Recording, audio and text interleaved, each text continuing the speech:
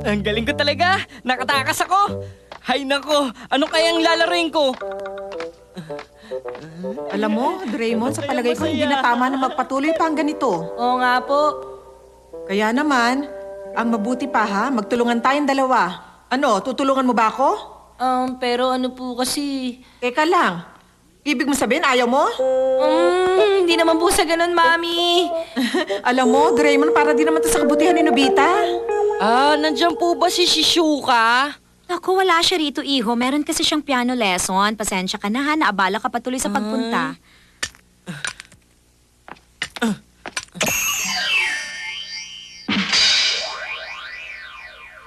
Akala ko pa naman makakapagbasa ako ng comics. Ay... Tumahimik ka kung ayaw mo masaktan! Sagot kayo sa akin! Akala nyo, ha? Sagot kayo sa akin! Hoy! Nabulag mo! Akala nyo, ha? Palak mo ka tumakas, ha? Naku, mukhang pangit yata ang timing ko.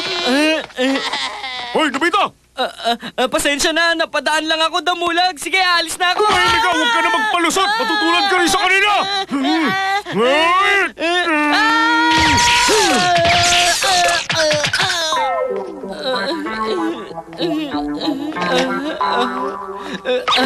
Bakit ba lagi na lang ako minamalas? Ang sama niya talaga, napadaan lang naman talaga ako eh. Pagkatapos bigla niya na lang ako binanata ng ganun. Nabugbog tuloy ako nang wala sa oras. Ay, grabe, nasayang ang oras Parang ko. mahalaga ang oras niya. Ay, kung alam ko lang na ganun ang mangyayari, sana di na lang ako umalis. Dapat malaman ko muna bago ako umalis ng bahay. Pero, paano ko naman malalaman yun? Sa tingin ko, posible yon. Ha? Talaga? Ayos, matutuwa si Mami. May sinasabi ka ba? Wala, Nobita. Huwag mo na lang akong pansinin. Paano ko magagawang posible yun, Doraemon? Sa pamamagitan nito, ito ang light fiber! Ano? Light fiber? Kung hindi mo pa alam, ginagamit na rin ng light fiber sa panahon ngayon. Sa totoo lang, para din lang itong hidden camera. Ang kaibahan lang, meron tong 12 lens. Ang una mong gagawin, kunin mo ang lens number. Tapos idikit. Pagkatapos didiligan mo to. Pag nadiligan na, hahaba ang sanga nito. Ayan, dumadaan na sa bubong. Ngayon naman, unti-unti na siyang gumagapang sa dingding. Ayan, lumusot na yung pinaka-camera. Ngayon naman, bubuksan na natin tong monitor. Meron kang makikita. Heto na.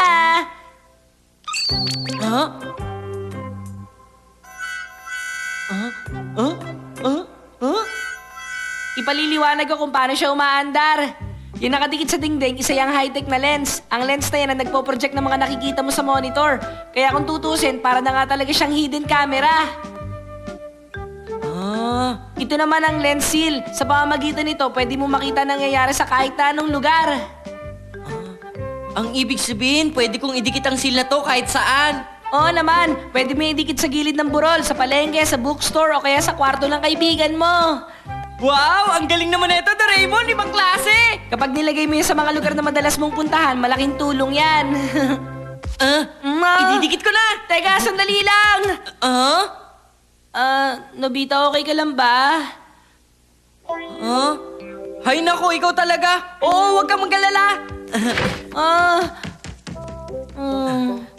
Kawawa naman si Nobita kapag nagkataon. Siya rin naman kasi.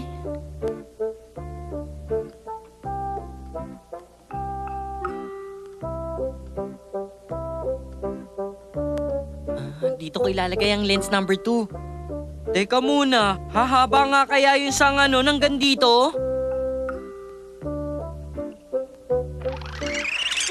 Nagsisimula na humaba yung pangalawang lens.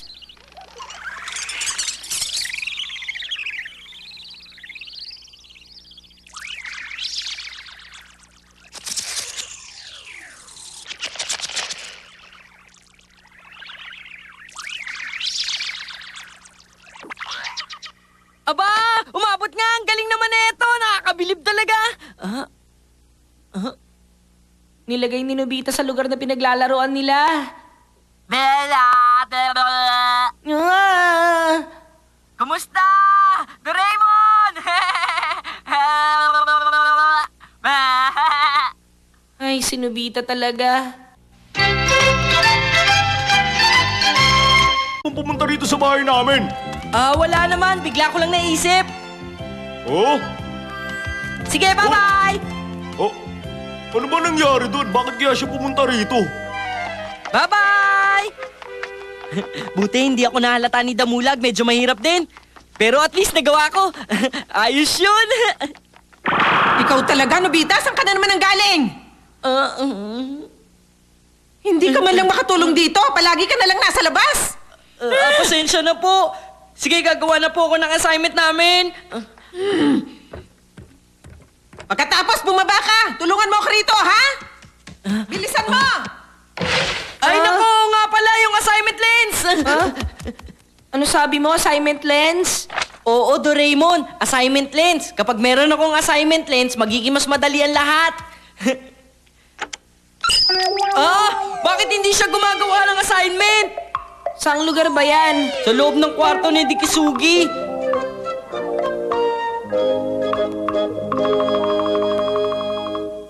Alam ko na, malamang nagawa na ni Dikisugi ang assignment niya kanina pa. Hayaan mo, hindi mo kailangan malungkot, Nobita. Pwede mo naman kasing i-rewind yung mga nangyari kanina na hindi mo napanood. Talaga? Merong isang bulb sa loob nito na nagsisave ng mga impormasyon na nakuha niya. Ganun ba? Para din palang videotape? Ayos! Ay, naku, may problema pa rin. Ang layo, hindi ko makita yung sinusulat niya. Walang problema, pwede mo namang i-zoom kung hindi mo makita eh. Wow! High-tech talaga! Huh? Bakit? Ano yun? Parang merong mali eh. Huh? Hindi mo ba napapansin, Doraemon? Parang kakaiba ang araw na to. Anong ibig mo sabihin? Di ba palagi mo ako sinisermonan na huwag kong gamitin sa kalokohan ng gadget mo? Pero ngayon, hindi mo ako sinisermonan. Ayun ba? Eh kasi nagsasawa na rin naman ako mag-sermon sa'yo paminsan-minsan. Huwag kang mag-alala. Mabuti naman pala kung ganon. Salamat naman, naiintindihan mo rin pala ako, Doraemon. Natutuwa lang talaga ako. Salamat. O sige, tutuloy na ako sa paggawa ng assignment ko. Kailangan ko na matapos to kaagad. Tatapusin ko to.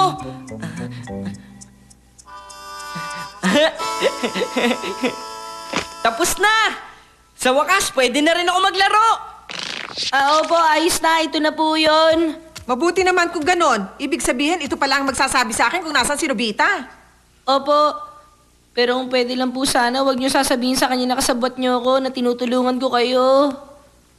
Oo, sige, huwag kang mag-alala, Doraemon. Si Nobita ang malilintikan sa akin. O sige, hanapin mo na siya.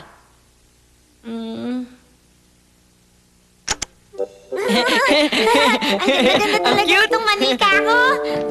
Ano, Bita? Nasa telepono ang mami mo. Ang mami ko po?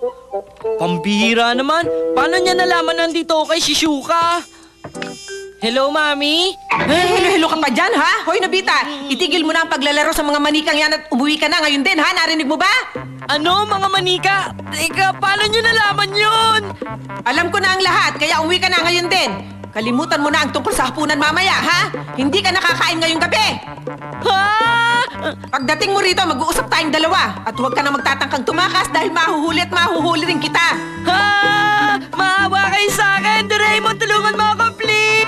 Aba, at iiyak-iyak ka pa dyan, ha? Sorry, wala Tumigil akong ka alam nga, dyan. nakakahiya ka talaga. Doraemon! Umuwi ka na, bilisan mo! Manda ka sa akin pag uwi mo! Maawa ka sa akin, Doraemon!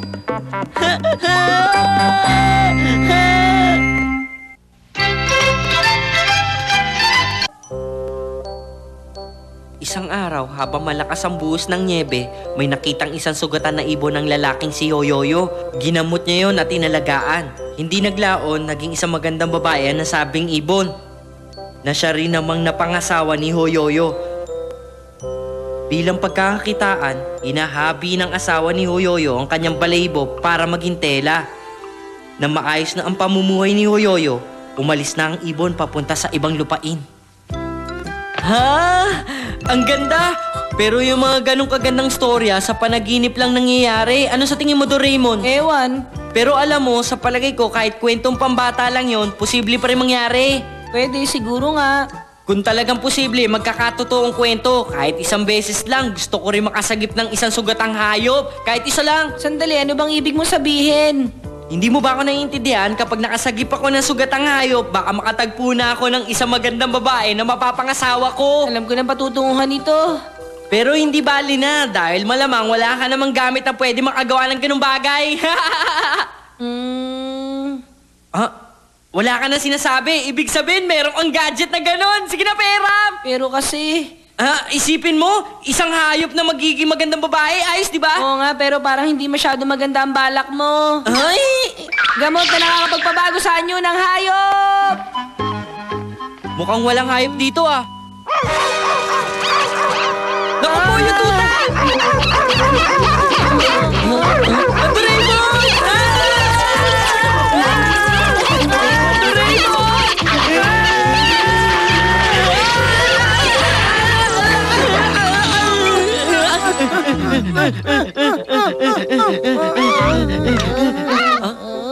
Mukhang tapos na nga, Bulan. Tama ka. Ngayon, kapag naglagay ka ng isang patak nito, Bakit ganun? Parang wala naman nangyari. maghintay ka lang. Ang cute mo naman. Ano bang pangalan mo? Sandali lang po. Kilala ko po siya, Mami. Bisita ko po siya. Halika, pasok ka! Wow, ang cute-cute niya naman. Siya ba yung tuta kanina? Siguro. Doraemon, ano pa gagawin natin ngayon? Kahit ano lang, pwede rin tayo maglaro. Kainin na lang natin yung dorayaki ko. Masarap yun. Nasaan na yung dorayaki ko? Dito ko lang yung tinago kanina eh. Bakit ngayon wala na?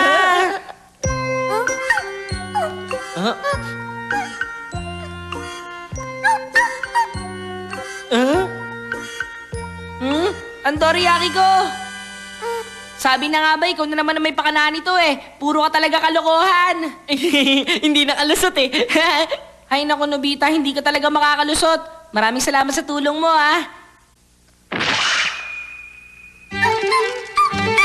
Kapag gumawa ka ng maganda sa kanila, gagawa rin sila ng maganda sa'yo. Ito! Hoy, sandali lang! Huwag kang tumakbo! Hoy, bumalik ka rito! Ano ba naman ang nangyari sa pusang yun? Wala na yung pusa. Ano? Malamang may taong tumulong sa pusang yan, kaya siya nakatakas. Ay! Si Nobita, oh. Lagot ka sa amin, Nobita. Pero bakit? Malakas ang kutob ko na ikaw ang tumulong sa pusang yon. Kaya siya nakawala sa basurahan. Ano ba sinasabi niyo? Umamin ka na. Huwag mo na ipagkaila. Kailangan ko nang umuwi! Bye-bye! Pambihira naman. Sandali lang! Huwag mong gawin yan! Kawawan pa yung mga isda namin! Hoy, wag mong gawin yan! Sandali! Bumalik ka rito! Nako, lagot! Damulag, yun yung pusang kinulong natin. Nakatakas. Sabi ko na nga, be. Tama ang hinala ko. Ikaw ang nagpatakas sa pusa, no? Hoy, Nobita. Bakit galing sa bahay ninyo yung pusa na yun, ha? Magsalita ka. Kasi may utang na loob siya sa akin. Ano? Utang na loob? Aminin mo na kasi na ikaw ang nagpatakas sa pusa na yun kanina. Ay, hindi! Ang totoo kasi niyan! Ha? Ayaw mo pa rin magsalita, ha? Sige, lagot ka sa amin ngayon, bata ka. Oo, gawin niya. Aray ko! Nobita, mukhang nabugbog ka na naman nila Damulag, Ay, hindi ito ang gusto ko mangyari! Hindi mo naman kasi ginamit na maayos eh. Ano, susubukan mo pa ba? Hindi, ayoko na! Wala namang kwenta ang gamot na yan!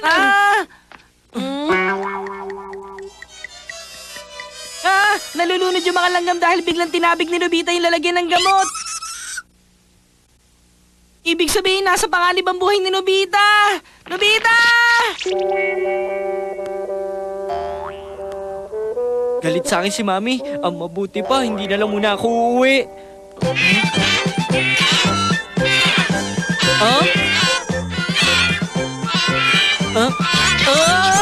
Teka! Anong ginagawa niyo? Bitawan niyo ako!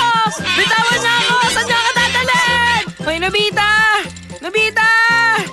kaya nagpunta si Nobita. Ayos lang kaya siya? Saklolo! Tulungan niya ako! Tulungan niya ako! Kinikita Naku po, si Nobita yun! Doraemon, muna dumating ka! Tulungan mo ako! Alam ko na, mga langgam. Sila yung mga langgam kanina. Doraemon, ano ba kasi nangyayari? May mga nalulod na langgam doon sa tinabig mong gamot. Pero, sandali naman! Hindi ko sinasadya! Teka lang, anong gagawin niyo? Naku po! Nobita, kapit! Tulungan mo ako, Doraemon! Hindi ako marunong lumangoy! Baka malunod ako, Doraemon! Tulungan mo ako! Sige na naman, maawa ka sa akin! Hindi ka malulunod sa ganito kababaw, Nobita. Doraemon! Tulungan mo ako! Ay nako, sinabi na mababaw lang nga to eh.